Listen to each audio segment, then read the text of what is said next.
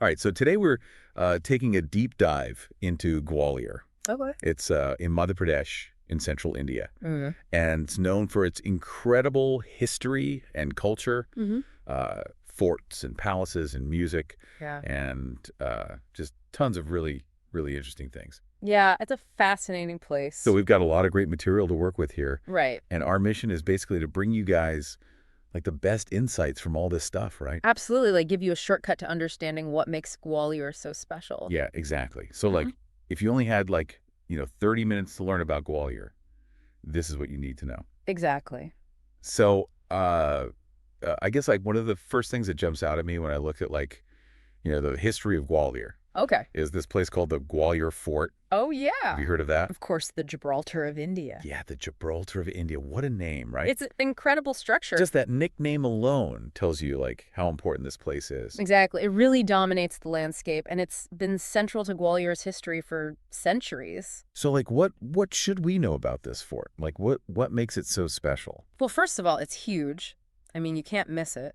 It sits on a hill overlooking the city. Wow. And it's been strategically important for, military defense for centuries. So like back in the day, if you wanted to control this area of You India, had to control the Gwalior fort, pretty yeah, much. you had to have this fort. Yeah. Absolutely. Right. And, inside the fort itself, there's so much to see, but Yeah. one of the real highlights is the Mansingh Palace. Oh yeah, I've seen pictures of this. Yeah. It's stunning. The architecture is just incredible. It's this beautiful blend of Hindu and Islamic styles. Yeah, and those blue tiles, Our blue tiles, yes, they're famous. they're so vivid and vibrant. It's really a sight to behold. So it's not just like a military structure, it's like a work of art. Exactly. It's a testament to the artistry and the craftsmanship of the people who built it. Okay, so we got this massive fort, Mm-hmm. uh, and we've got this incredible palace inside. The Mansingh Palace with the blue tiles. And don't forget, there are other structures within the fort complex as well. Oh, right, like what else is there? Well, you have the Sasbahu temples, Okay. which are dedicated to Vishnu, Mhm. and they're a really beautiful example of early Hindu architecture. Wow. And then there's the Gujari Mahal, which was built by Man Singh for his queen Rigyani. Okay. And it now houses a museum with sculptures and artifacts from the region. So this fort's like a whole little city in itself. It really is, yeah. It's a fascinating place to explore, and you could Oh, yeah. easily spend a whole day just wandering around inside. So we've talked about the Gwalior Fort, Yes. but there's more to Gwalior than just the fort, right? Oh, absolutely. What else should we be thinking about? Well, you have to talk about the Jaivilas Palace. Okay. This is from a later period, the 19th century, and it was built by the Scindia dynasty, Oh, who were the rulers of Gwalior at the time. gotcha. And this palace is really interesting because it combines European and Indian architectural styles. Yeah, I read about that. Like it's kind of like this fusion palace. Exactly. It's got like these grand halls and these ornate chandeliers, but then it also has these like traditional Indian elements like courtyards and jallies. So it's really like a reflection of like the cultural mixing that was happening in India at that time. Absolutely. And the chandeliers in this palace are famous too, right? Oh, yeah. They're massive. Some of the largest in the world. I remember reading about that. It's like it takes like I don't know how many people to like light all the candles. It's incredible. Yeah. And they're really beautiful works of art in themselves. And there's also a museum inside the palace, right? Yes.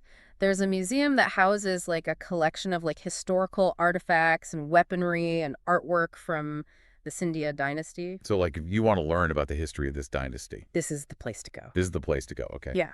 And Gwalior is also known for its musical heritage. Oh, absolutely. It's the birthplace of Tansen, Kansan. Oh, wow. one of the most legendary musicians in Indian history. So if you're into Indian classical music, You have to know about Tansen. you have to know about Tansen. Okay. He was a court musician for the Mughal Emperor Akbar, and he's still revered today for his incredible skill and his contributions to music. And they have a music festival in his honor, right? Yes, the annual Tansen Music Festival is a huge event. It draws musicians and music lovers from all over the world. So Gwalior is not just like a historical city. It's also a living, breathing cultural center. Exactly. It's a place where tradition and modernity really come together. And what about those temples you mentioned? Oh, yeah. So there's the Sun Temple, Okay. also known as the Surya Mandir, which is a relatively modern temple built in the 20th century, Okay. but it's designed in the style of the Konark Sun Temple in Odisha. Oh, wow. So it's like a tribute to that. Yeah, exactly. And then there's Gopachal Parvat, which is a hill with a bunch of ancient Jain rock sculptures. Okay. dating back to like the 7th to the 15th centuries. Wow, that's a wide range of time. It's really an incredible sight to see all these intricate carvings of Jain Tirthankaras and deities. And Gwalior's also got a really interesting modern side too, right? Yeah, absolutely. Like, it's not just stuck in the past. Right. There's a lot going on there today. Like what kind of stuff? Well, for example, you have the Scindia School, Right. which is a prestigious boarding school that's actually located within the Gwalior fort. Oh, wow. That's so cool. Like you're going to school in a historical fort. I know, it's an amazing setting, right? That's so unique. Yeah. And what about the food? What's the local cuisine like? Oh, the food is delicious. You have to try the kachoris, Okay. which are these crispy fried pastries filled with lentils and spices. Hmm. And then there's badai, which is like a fluffy fried bread served with a spicy potato curry. Okay. That sounds good. Yeah.